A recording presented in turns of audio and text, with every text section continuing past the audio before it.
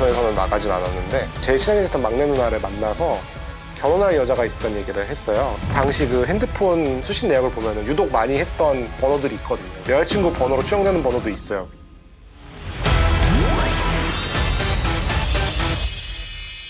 (1369회) 담당한 이한기 PD라고 합니다. 1369회에서 다뤘던 사건은 2009년 8월 5일 군산시 원령마을에 있었던 차량 화재 사망 사고입니다.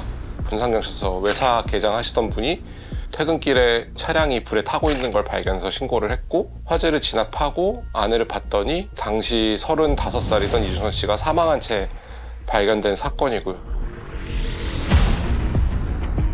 이 사건 같은 경우에는 당시에 단신으로는 보도가 됐었거든요, 뉴스들에. 근데 그 후에 이제 사실은 극단적 선택에 의한 사망으로 결론 지어져서 경찰에서 추가 수사는 없었던 걸로 저희가 알고 있는데, 좀 이 사건에 좀 의문점이 남아있는 사진을 보면은 본네트도 완전히 타서 엔진룸 안까지 전소가 돼 있는 상황이 있거든요. 그러니까 인화성 액체를 뿌리지 않고는 실내와 엔진룸이 저렇게 동시다발적으로 두 군데 불이 활활 타오를 수는 없다는 거죠. 본인이 굳이 차량 외부에까지 기름을 뿌리고 줬어? 본인 몸까지 다 기름을 뿌리고 스스로 방화를 했다고는 본인이 사망한 흔적까지 다 지우려는 생각이 아니었으면은 어려운 선택이었다.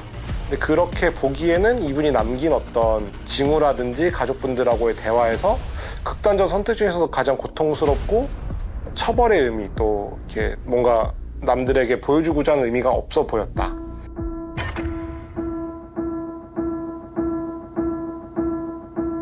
제일 이상한 건 사체의 자세예요. 자기가 분신자살을 하겠다고 해놓고도 분신자살하는 그 상황은 막 고통스러워서 막 몸부림친다고요. 그 고통을 다 참고 그냥 내가 누워있다?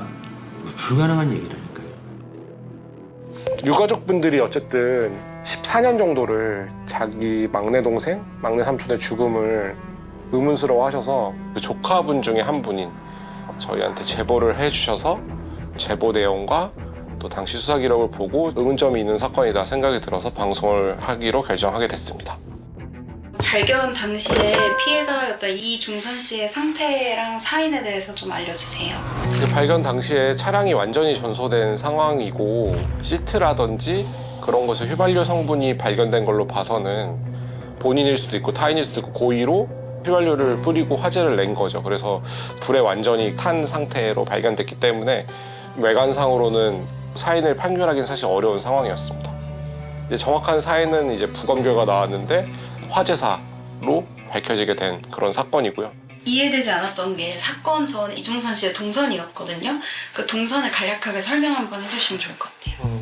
이중선 씨 같은 경우에 정말 단 한 건의 제보도 오지 않은 사건이었거든요. 그래서 저희가 확인할 수 있었던 게 결국에는 2007년부터 돌아가시는 2009년 8월까지의 모든 통장 내역을 보고서 한번 분석을 해봤었거든요. 동선을 간단하게 설명을 드리면은 7월 30일 날 군산으로 한번 향했던 걸로 보여요.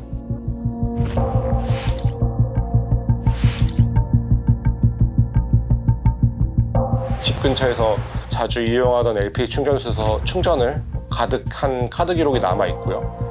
그러니까 7월 30일 날 그렇게 군산 지역을 한번 왔다 가서 서울로 다시 올라온 다음에는 집에 아마 있었던 걸로 추정이 되고요. 8월 2일부터 다시 전라도 쪽으로 향하는 흔적이 나와요.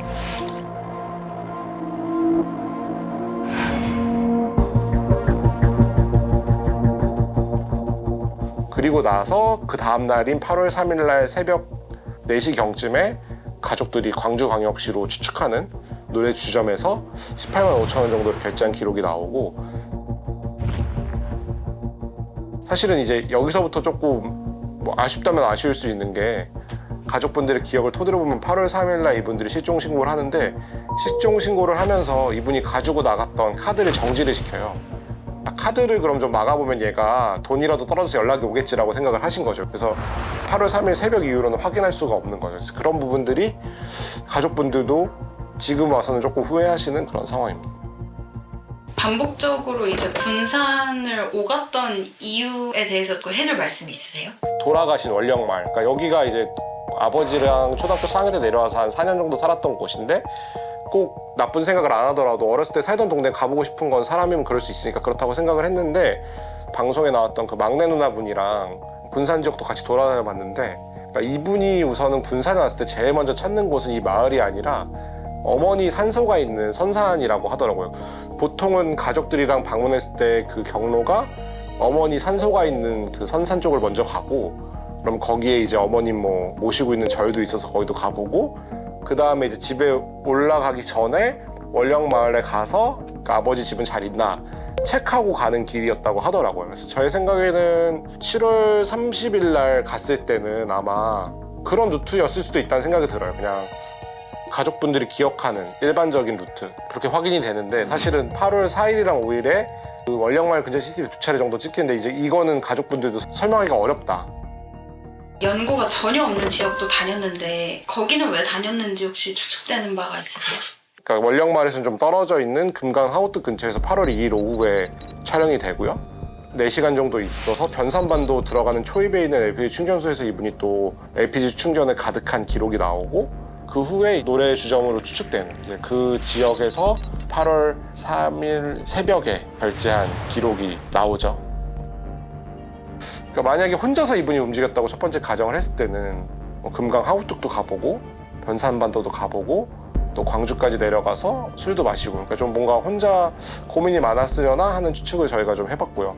만약에 동행자가 있었다 그랬을 경우에는 뭐 전형적으로 약간 놀러 다니는 코스인 거죠. 변산반도도 그렇고 금강 하우뚝도 그렇고 누군가와 잠깐 놀러 갈 수 있는 그런 지역이고, 그럼에도 이제 광주가 제일 이제 의문점인데, 가족분들 기억으로는 뭐 이렇게 친구를 많이 만나거나 그런 성격은 아니셨는데 게임을 하면서 게임 정모라든지 번개는 가끔 나가셨대요. 이분이 했던 그 라그 게임을 했던 분들을 만나본 바로는 게임을 주로 했던 연령층 자체가 30대 정도라서 먼 지방까지 놀러 오는 경우도 종종 있었다고 하더라고요. 그런 걸로 봤을 때는 광주까지 만약에 이분이 혼자 내려갔다고 하더라도 광주 가서 누군가와 시간을 보냈다라고 하면은 그런 게임 관련된 게 아니었을까 이제 추측을 해보고, 가족분들이 당시 기억하는 바로는 게임을 같이 하던 조카분이 한 분 있었는데, 그 조카분이 이제 삼촌이랑 게임을 많이 해서 게임 아이디나 이런 것도 다 공유했다고 하거든요. 그래서 들어가서 뭐 대화를 나눴는데, 대화 나누는 사람들이 광주에 게임 같이 하던 사람이 있었다, 광주에 뭐 친구들 만나러 갔다더라 라고 들었다라고 이제 그 가족들이 기억하는데, 안타깝게도 이 조카분도 돌아가셨어요. 나중에 불이 나서 집에. 근데 어쨌든 이분이 제일 삼촌의 게임에 관해서 잘 알았는데 이분도 2019년에 돌아가셨고, 이분이 모아놨던 컴퓨터에 있었던 그 삼촌 관련된 자료도 다 불에 타서 다 없어진 상황이죠.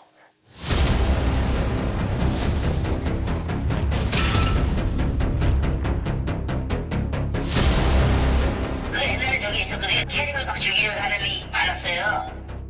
남의 캐릭터를 죽인다. 자기 캐릭을 막 키우는데 죽이잖아. 열받고 그러면 아시죠? 협피 가능성이 있어요. 이중선 씨는 어떤 게임을 했나요?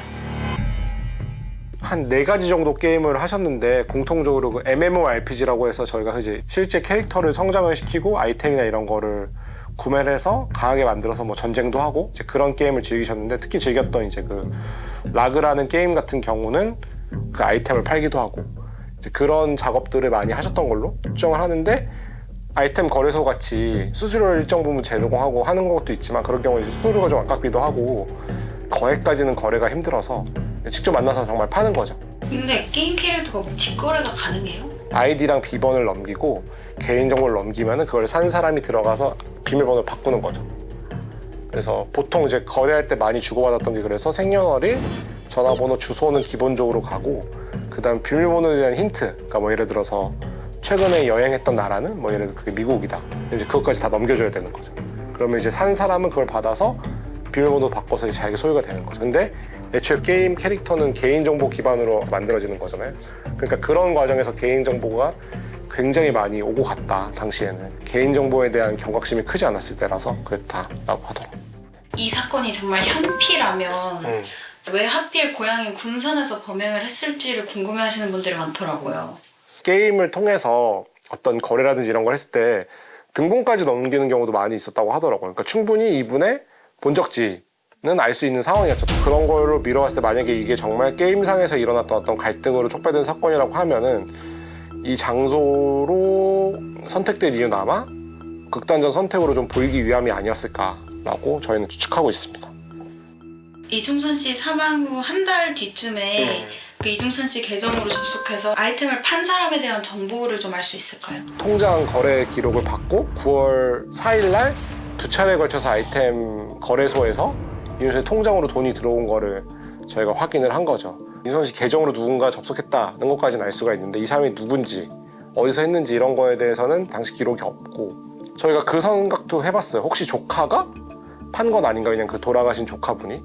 근데 그 조카분의 동생하고도 저희가 좀 얘기를 해봤는데 막말로 가족이 불에 타 죽었는데 어느 조카가 그 거래를 하겠냐, 그거는 말도 안 된다라고 얘기를 하셨고, 근데 저희가 추정하기로는 아마 제3자라면은 게임 거래 과정에서 정보가 누군가에게 흘러 들어가서 고의든 아니면 실수든 그런 기록이 남지 않았을까. 이렇게 같이 게임을 하던 사람에 의한 범행일 수도 있다라는 가능성이 언제 제기된 거예요? 가족들은 사건 당시부터 그렇게 생각을 좀 많이 하셨던 것 같아요. 게임과 관련된 어떤 거래 혹은 뭐 그런 게임상의 갈등으로 사고가 났을 거라고 생각을 했는데 당시 경찰에서는 뭐 전혀 이 부분에 대해서는 아마 염두는 두지 않았던 것 같아요. 왜냐면 너무 그 사건 초기에 스스로 목숨을 끊은 게 아닌가라고 경찰이 좀 생각을 했던 것 같아요. 유족들이 게임 유저를 조금 우리는 의심하고 있다라는 말을 경찰한테 전했나요?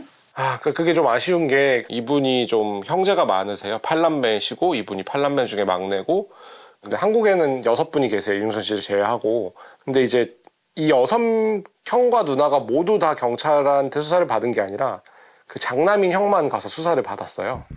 어쨌든 진술에 보면은 그 큰형은 극단적 선택일 수도 있겠다, 경제적으로 어려움 겪어서 좀 고민이 많아 보였다, 이런 식의 진술을 남긴 걸로 남아있거든요. 그러니까 유가족이 그렇게 진술하니까 경찰은 더 극단적인 선택에 비중을 두고 사건을 수사를 했던 것 같아요. 큰형이 그러니까 그렇게 가서 얘기한 걸 듣고 다른 가족들이 다 반발을 한 거죠. 그래서 진정서도 내고 엄청 많이 갔었는데 그때마다 경찰이 더 할 게 없다, 이런 식의 반응만 돌아왔다라고 기억을 하세요. 그러니까 가족분들 중에 다른 한 분 정도라도 경찰에서 추가로 좀 진술하거나 모은 자료를 볼 수 있는 시간이 조금 더 일찍 있었으면은 사건의 이렇게 미스터리가 길어지진 않지 않았을까라는 생각은 하고 있습니다. 혹시 뭐 취재하시다가 생긴 비하인드 같은 게 있을까요? 이분이 7월 29일 날 이제 형님이랑 마지막으로 통화하기 한 4일 전 제일 친하게 막내 누나를 만나서 결혼할 여자가 있었던 얘기를 했어요. 근데 누나보다 연상이다, 누나분이 제가 알기로는 4살 더 많으신데 한번 소개시켜주겠다, 이중선 씨는 그렇게 얘기했었던 걸로 기억을 하고 계세요. 그러니까 이제 가족분들은 나이도 많이 있는 분이 진작에 만나는 여자를 누나한테 소개시켜주기까지 했는데 스스로 이렇게 선택을 했다는 잘 믿지 못하시는 거고, 한편으로는 혹시 그 여자친구라는 존재가 이 사건과 연관돼 있지 않을까라는 생각을 당시에도 하셨고 지금도 하시는데, 다만 아쉬운 건 이제 그 경찰이 초창기 수사 때 이성 관계라든지 이런 부분에 대해서 큰형님은 사실 모르거든요. 그래서 막내 누나분이라도 조사를 해서 최근에 이런 뭐 이성 관계에 발전한 사람이 있었다라는 증언을 당시에 들었으면은 만약에 이게 진짜 극단적 선택이라고 하더라도 짐작하는 내용이 있을 수 있잖아요. 이제 그런 부분들이 좀 아쉽죠. 그럼 그 여자친구에 관해서는 좀 취재된 게 있어요? 당시 그 핸드폰 발신이나 수신 내역을 보면은 유독 많이 했던 번호들이 있거든요. 이제 여자친구 번호로 추정되는 번호도 있어요. 시간대라든지 통화량이라든지 전체적인 길이 봤을 때는. 근데 지금은 그 번호도 다 사라진 번호라서 더 이상 추적하기는 어려웠습니다. 가족분들은 만약에 이게 타인에 의한 사건이라고 하면은 이제 와서 그 범인을 잡을 거라는 생각은 사실 거의 안 하고 계시긴 하거든요. 너무 단서가 없다 보니까. 다만 그 방송을 하시고 마지막까지 고민하시다가 얼굴 공개까지 하셨던 이유는 만약에 이게 정말 타인에 의한 사건이면은 범인이 방송을 보면서 일말에 좀 죄책감이라도 느꼈으면 좋겠다 라는 생각에서 얼굴 공개까지 하신 그런 사건이기 때문에 혹시 뭐 이준선 씨에 대해서 조금이라도 아시는 분이 있으면은 제보를 해주십사 마지막으로 부탁을 드리고, 가족분들도 방송 끝나고도 그런 부분을 가장 기다리고 계신다